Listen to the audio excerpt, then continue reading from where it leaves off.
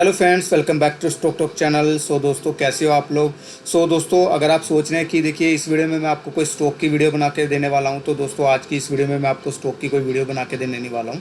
Basically आज जो मैं वीडियो देने वाला हूं वो एक एजुकेशनल बेस पे है। स्टॉक से रिलेटेड तो वीडियो आपको मिलती रहेंगी इस चैनल पर। तो दोस्तों, मैंने सोचा कि क्यों ना मैं कुछ एजुकेशनल बेसिस पे भी वीडियोज़ बनाऊँ, ताकि जो शेयर मार्केट में नए आए हैं या फिर कुछ जो प्लान कर रहे हैं तो वो एजुकेट भी हो सके। दोस्तों, उसी के लिए मैंने एक सीरीज़ प्लान की है और मैं सोच रहा हूँ कि एक शुरू से लेके आखिर तक जो भी एजुकेशनल वीडियो मेरे से हो सकेंगी वो मैं आपको दे सकूँ। दोस्तों, देखिए उसी सीरीज़ में मैं आपको आज एक फर्स्ट सीरीज़ दे रहा हूँ और ये सीरीज़ उनको डेडिकेटेड है। देखिए, या तो जो ऑलरेडी इन्वेस्ट कर चुके हैं, अभी बिगनर है, मतलब कि अभी उन्होंने एंटर किया मार्केट में, या फिर वो सोच लीजिए कि वो उन्होंने मार्केट के बारे में तो सुना है लेकिन जानते नहीं है कि वो उनको क्या करना चाहिए, डिसाइड नहीं कर पा रहे हैं कि बेसिकली उनको मार्केट में आना चाहिए कि नहीं आना चाहिए, और अगर आए भी तो उसका क्या बेनिफिट है, आने का क्या बेनिफिट है। दोस्तों, उससे रिलेटेड वीडियो होने वाली, काफ़ी एजुकेशनल होने वाली है। दोस्तों, मैं एक पीपीटी के माध्यम से आपको समझाने की कोशिश करूँगा। और सबसे पहले मैं आपको क्लियर कर दूँ दोस्तों कि जो सबसे पहले जो मैं कॉन्सेप्ट क्लियर कर दूं कि अगर आप ये मन बना रहे हैं कि देखिए मार्केट में आना चाहिए कि नहीं आना चाहिए, दोस्तों मैं आपको बोलूँगा कि आपको मार्केट में आना चाहिए। मैं कैसे मना कर सकता हूँ कि मार्केट में नहीं आना चाहिए। दोस्तों, मैं खुद शेयर मार्केट में इन्वेस्ट कर रहा हूँ और मैं देखिए स्टॉक से रिलेटेड वीडियोज़ बनाता रहता हूँ, और यहाँ पर देखिए काफ़ी अच्छा अपॉर्चुनिटीज़ भी है, और इसलिए मैं आपको ये नहीं कह सकता कि आप शेयर मार्केट से दूर रहिए। ठीक है, वो टाइम भी होता है कि आप देखिए ये सुना होगा कि शेयर मार्केट में जो एक जुआ है और ये इसमें इन्वेस्ट नहीं करना चाहिए, लेकिन दोस्तों हर चीज़ देखिए एक तरीके से की जाए तो सब चीज़ें ठीक है। ये एक बहुत अच्छी जो प्लेटफॉर्म है शेयर मार्केट, जहाँ पर आपको डेफिनेटली इन्वेस्ट करना चाहिए। तो पहले आप अपना माइंड क्लियर कर लीजिए कि आपको इन्वेस्ट करना ही चाहिए। ठीक है, अब मैं आपको बेनिफिट बताऊंगा उसके कि आपको क्यों करना चाहिए, और धीरे धीरे हम ग्रेजुअली मैं आपको वीडियोज़ देता रहूँगा जिसमें कि मैं और चीज़ें ऐड करता रहूँगा।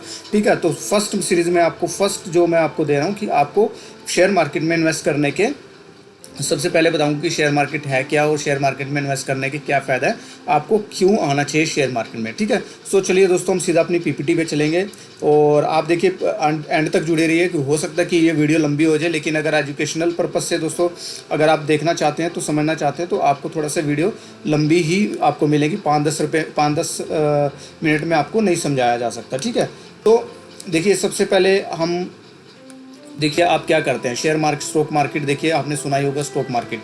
दोस्तों इसके अलावा, स्टॉक मार्केट के अलावा आप कैसे इन्वेस्ट करते हैं। आप जो है फिक्स डिपॉजिट में जो है अपना बैंक के अंदर आप पैसे को रखते हैं, या फिर सेविंग अकाउंट में रखते हैं, या फिर आप पोस्ट ऑफिस में रखते हैं।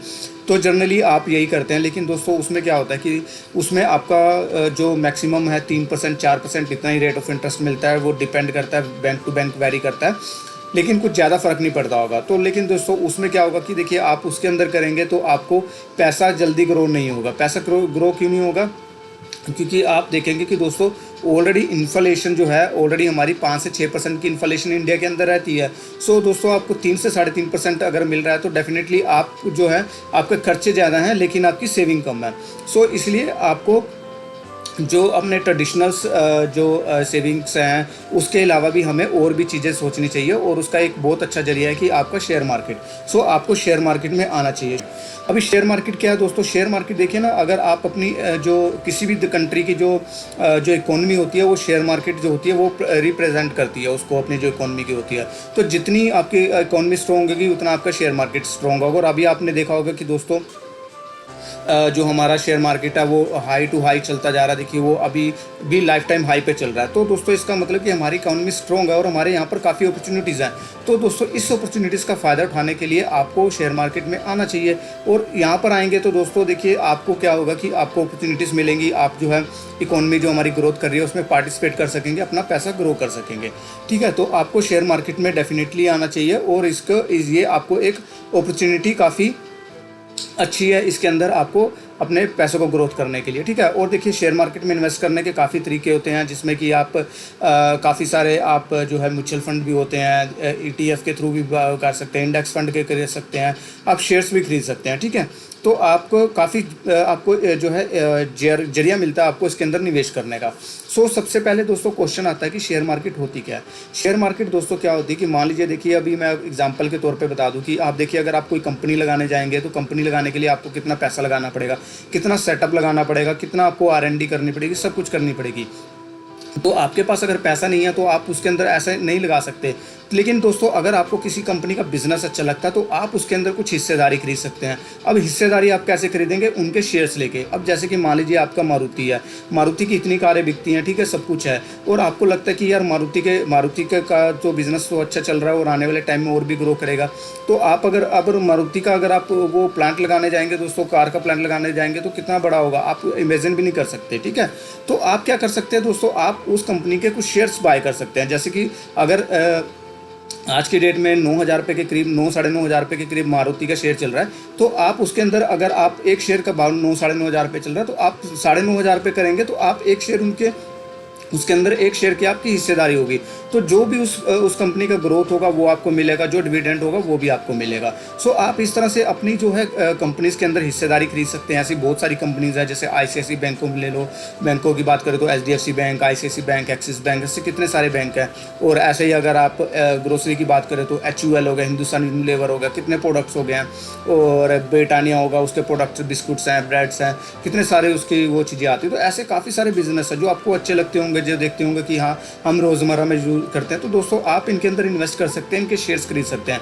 जब इसके अंदर शेयर्स खरीदते हैं तो दोस्तों आप उनकी कुछ हिस्सेदारी ले लेते हैं, तो उसके अंदर जितनी भी ग्रोथ होती है तो आप उसको जो है आप उस हिस्सेदारी के आप जो है फ़ायदा उठा सकते हैं, उसका जो डिविडेंड मिलता है वो उठा सकते हैं। और आप शेयर मार्केट में कैसे होता है कि मान लीजिए आपने लोअर प्राइस पे, आपने प्राइस पे 100 रुपये पे खरीदा और मान लीजिए वो 110 120 रुपये हो गए, तो आप उसको बेच भी सकते हो, और ऐसी कोई बाउंडेशंस भी नहीं है। तो शेयर मार्केट इस तरह से काम करता है आपका, आप उसको कम प्राइस पे खरीदते हो और बड़े प्राइस पे बेच सकते हैं, या फिर ऊपर के प्राइस पे बेच सकते हैं और नीचे के प्राइस पे खरीद सकते हैं।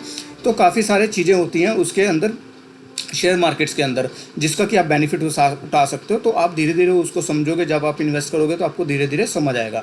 तो शेयर मार्केट, आई होप कि दोस्तों आपको समझ आ गया होगा कि किसी भी अगर कंपनी में आपने कुछ जो शेयर्स खरीदने हैं वो, तो आप उसके अंदर हिस्सेदारी खरीदनी है तो आप उनके शेयर्स खरीद के उसके अंदर अपनी हिस्सेदारी खरीद सकते हैं। तो आप इस तरह से कर सकते हैं। मान लीजिए पतंजलि है, पतंजलि के अंदर आपको लग रहा है कि उसका बिजनेस ग्रो करेगा, अगर आपको इन्वेस्ट करना है तो आप उनके शेयर्स खरीद सकते हैं, तो आप उनके पार्टनर बन जाते हैं एक तरह से। तो आप उसकी हिस्सेदारी के मतलब कि आप खरीद लेते हैं। तो इस तरह से आप पार्टिसिपेट कर सकते हो, और इसी तरह से आप जब ऊपर का प्राइस हो जाता है तो आप उसको बेच भी सकते हो। तो आपको शेयर मार्केट, आई थिंक आपको कॉन्सेप्ट क्लियर हो गया होगा। और सब कुछ आजकल दोस्तों ऑनलाइन होता है, आप ऑनलाइन देखिए सब कुछ कर सकते हैं। शेयर मार्केट में अगर इन्वेस्ट करना है तो आजकल सब कुछ ऑनलाइन होता है, कोई ज़्यादा कोई रॉकेट साइंस नहीं रह गई है, ठीक है। तो दोस्तों अब सीधा हम बेनिफिट की बात करते हैं कि अगर आपको शेयर मार्केट समझ में आ गया तो अब मैं आपको बेनिफिट पे लेके चलता हूँ। तो देखिए सबसे पहले मैं आपको फर्स्ट बेनिफिट बताता हूँ। देखिए, earning returns on your investment and beat inflation. इसका मतलब क्या है दोस्तों? सबसे बड़ी बात देखिए, जैसे कि मैंने बताया कि अगर आप सेविंग अकाउंट में यूज़ करते हैं और एफडी में भी करते हैं तो 4% मेरे ख्याल से 4 साढ़े 4% के करीब एफडी का मिलता है। तो दोस्तों देखिए 5-6% के करीब तो जो नॉर्मल इन्फ्लेशन रहता है, महंगाई रहती है, वो तो नॉर्मली 5 से 6% की इंडिया के अंदर रहती है। तो आप 3 से 4% तक अगर उसके अंदर करेंगे तो दोस्तों आपके खर्चे ज़्यादा होंगे, आपकी सेविंग कम होगी।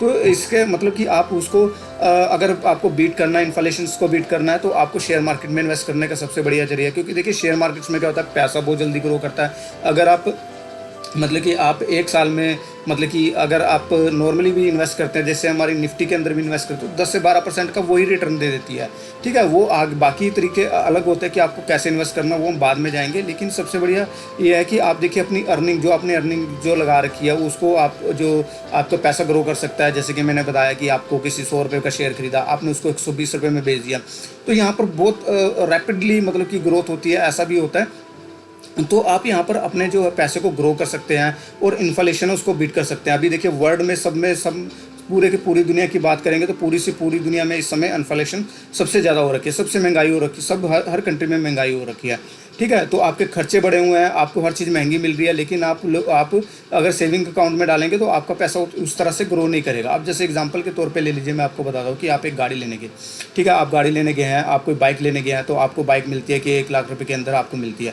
अब आपके पास 1 लाख रुपये, आपने सोचा कि यार 1 लाख रुपये में लाऊंगा तो मेरे पास कुछ नहीं बचेगा, मैं एक काम करता हूँ, मैं इसको पैसे को मैं बैंक में जमा करा देता हूँ। अब बैंक में जमा कराऊंगा तो मुझे कुछ इंटरेस्ट मिल जाएगा, तो मैं इसको बाय कर लूँगा। आप जमा कराते हो, 1 साल की एफडी कराते हो, 3 से 4% मिलता है, तो आपको 1 लाख पे 3 से 4% मिलता है। लेकिन अब जब वो बाइक लेने जाएंगे तो दोस्तों वो देखेंगे कि वो आपकी बाइक है जो वो 1.5 लाख रुपए के करीब पहुंच गया, 1,30,40,000 रुपए के करीब हो गया। अब आपका बजट क्या होगा, आपके पास पैसे कम है, आपको अर्निंग होने के बाद आपको जो है इंटरेस्ट के बाद भी आपका उतना पैसा नहीं बना बचा, लेकिन आपका जो है वो आपका जो प्रोडक्ट लेने गए थे वो कितना महंगा है। और ये रोज़मर्रा की ज़िंदगी में हमारे साथ होता है। तो ऐसा ही है। तो इस तरह से हमें क्या करते हैं, हम कंपनी में इन्वेस्ट कर सकते हैं, वहाँ पर हम शेयर मार्केट में इन्वेस्ट कर सकते हैं, जैसे हमारा पैसा काफ़ी जल्दी ग्रो हो सकता है। तो सबसे बड़ा फ़ायदा उसका ये है। दूसरी बात है दोस्तों, building wealth over the time. तो क्या होता है कि दोस्तों यहाँ पर अगर आप इन्वेस्ट करते हैं तो इन्वेस्ट करने का देखिए अलग अलग तरीके होते हैं। जैसे कि मैंने बताया कि काफ़ी सारे जो चीज़ें होती है, आप म्यूचुअल फंड में भी कर सकते हैं, इंडेक्स फंड, और इस तरह से आपकी शेयर मार्केट्स जो आपके इक्विटी में भी कर सकते हैं, जिसमें कि आप स्पेशली शेयर्स खरीदते हैं और उसको आप रखते हैं। तो दोस्तों अगर आप रखते हैं तो देखिए आप उसको लॉन्ग टर्म के लिए रखते हैं, 5 साल 10 साल के लिए, तो आपका पैसा धीरे धीरे ग्रो होता है। आप उसको धीरे धीरे इन्वेस्ट करते हो और धीरे धीरे आप उसको ग्रो करते हो। तो उससे क्या होता है कि आपकी एक ओवर द टाइम में आपकी जो है वेल्थ क्रिएट हो जाती है। अब जैसे आपने वारन बफेट का नाम सुना होगा दोस्तों। वारन बफेट का क्या काम है, वारन बफेट जी इतना सारा मतलब कि उनका अगर आप देखोगे जाके उनका तो वो क्या करते हैं, वो लॉन्ग टर्म के लिए लेते हैं। वो किसी भी स्टॉक में इन्वेस्ट करते हैं, किसी शेयर में इन्वेस्ट करते हैं, पहले लेने से पहले सोचते हैं, और जब इन्वेस्ट करते हैं तो उसको लेके बैठते हैं, उसको एक लंबे टाइम के लिए लेके बैठते हैं। तो लंबे टाइम में लेने से क्या होता है कि वो ग्रोथ होती है। तो अब ये सोचिए कि अब जिसने 2009-2010 में पैसे लगाए होंगे तो दोस्तों उसका देखिए शेयर्स कितना बढ़ गया होगा। अब मारुति के शेयर्स की हम बात करें तो देखो मारुति का शेयर्स कितने रुपए में शुरू हुआ था, मेरे ख्याल से 400-500 रुपये में शुरू हुआ था, लेकिन वो ग्रो करते करते आज से 9 से 10,000 रुपये का शेयर हो गया है। तो दोस्तों देखिए ये ओवर द टाइम में आपको पेशेंस रखना पड़ता है, और इस तरह से आपका जो है वेल्थ जो आपकी क्रिएट होती रहती है। तो आपको जब नीचे मौका मिलता है आप उसको बाय करते हो, और जब वो ग्रोथ होती है तो इस तरह से आपकी उसकी ग्रोथ चलती रहती है। एक ओवर द टाइम में आपको उसका फ़ायदा मिलता है, तो आपका एक काफ़ी अच्छा हेल्थ ग्रो हो जाता है, ठीक है। और दूसरी एक होता है डाइवर्सिफाइंग योर पोर्टफोलियो। तो दोस्तों अगर आप ट्रेडिशनल इन्वेस्टमेंट करते हो तो उसमें सिर्फ बैंक और बैंक की एफडी ही आपके पास एक ऑप्शन है। लेकिन आप बाजार में आते हो तो दोस्तों आपके पास निवेश करने के काफ़ी सारे तरीके होते हैं। जैसे कि मैंने बताया म्यूचुअल फंड ETF में कर सकते हो, शेयर मार्केट में आप शेयर्स खरीद के लेके कर सकते हो, ठीक है। तो आप इसके अंदर जैसे कि अगर आप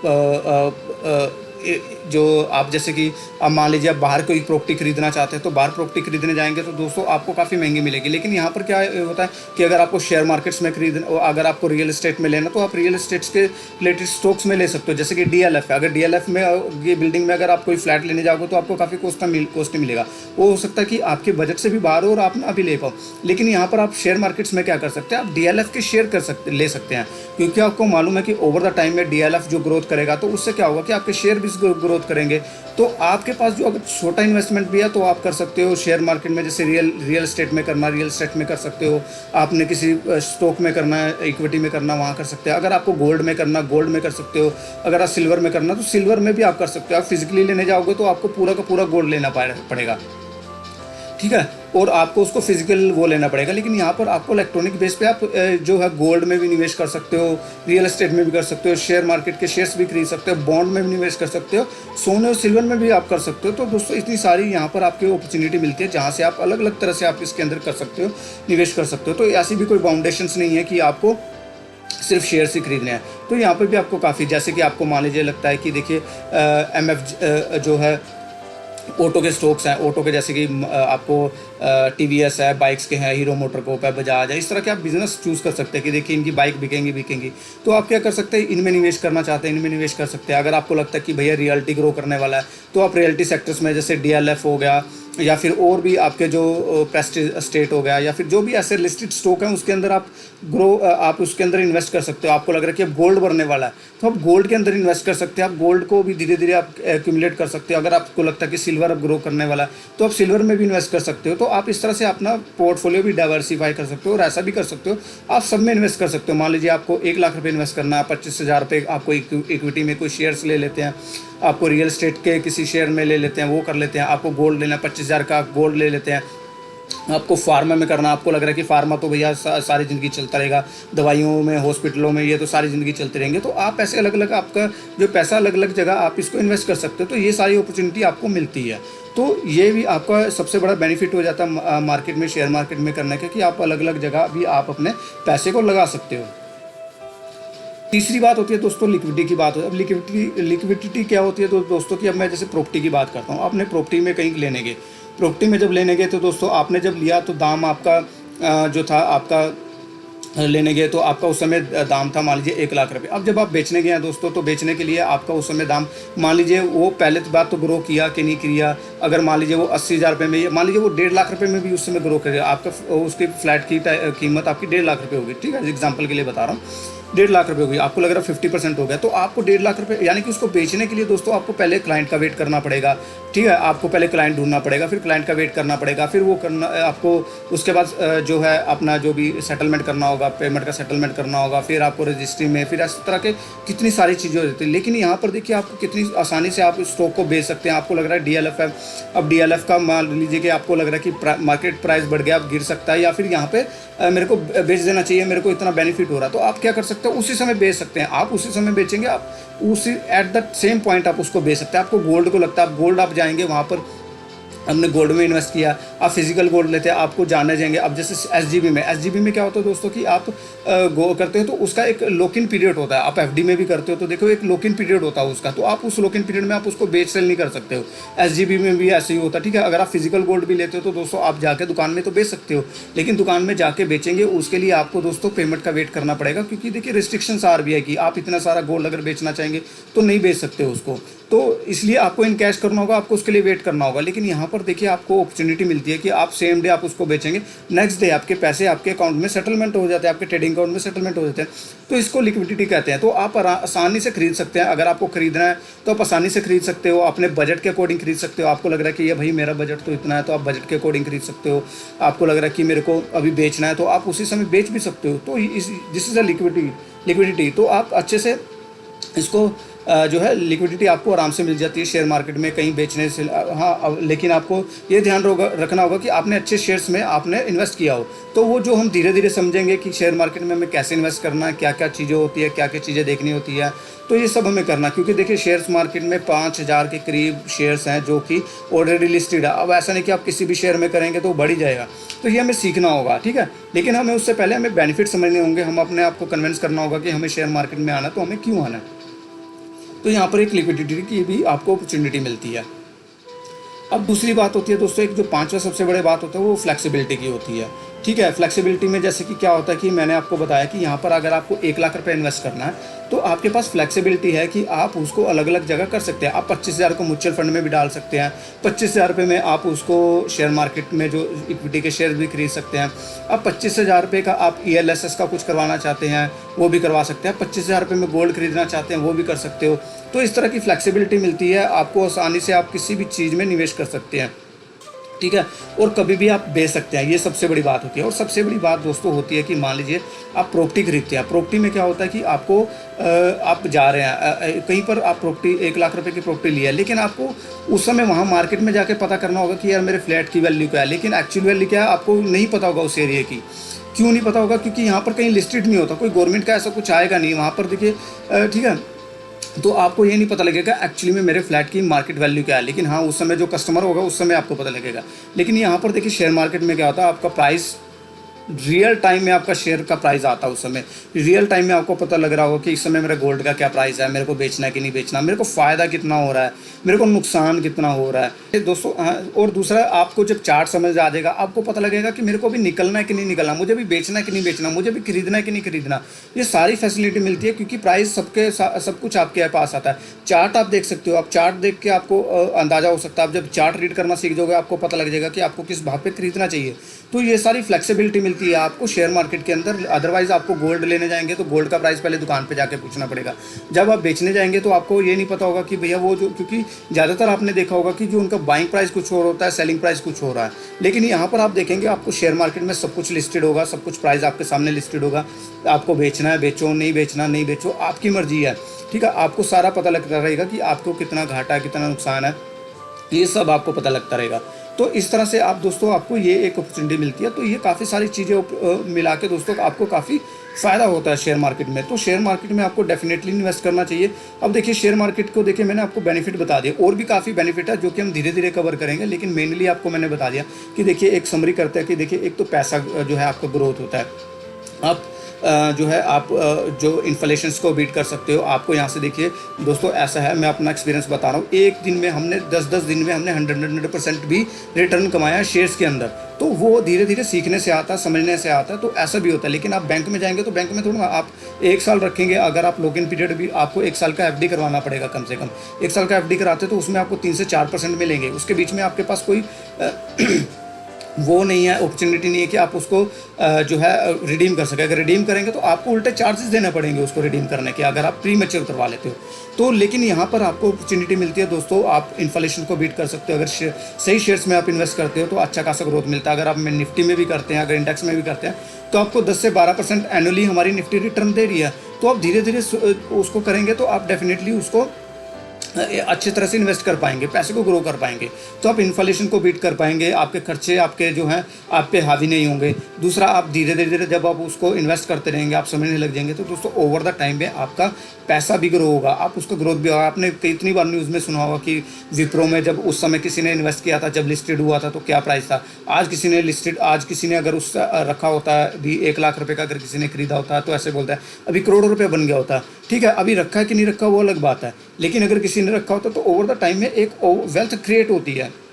जब शेयर प्राइस ऊपर जाते हैं तो एक वेल्थ क्रिएट होती है। तो ऐसा भी होता है। अभी कई बार ऐसा होता है कि दोस्तों हमें सुनने में आता है, आपने न्यूज़ में देखा होगा कि किसी फैमिली के मेंबर ने, उसके दादा ने कुछ शेयर्स खरीदे और लेके रख लिए, क्योंकि पहले कागज़ बेस पे चलते थे, तो लेके रख लिए और लेके रख के और भूल गए। और अभी जब उनके जो पोते वगैरह हैं, जब वो निकालते तो उनको देखते कि ये शेयर्स हैं, और शेयर्स की उसकी वैल्यू पता करते तो वो करोड़ों रुपये में है।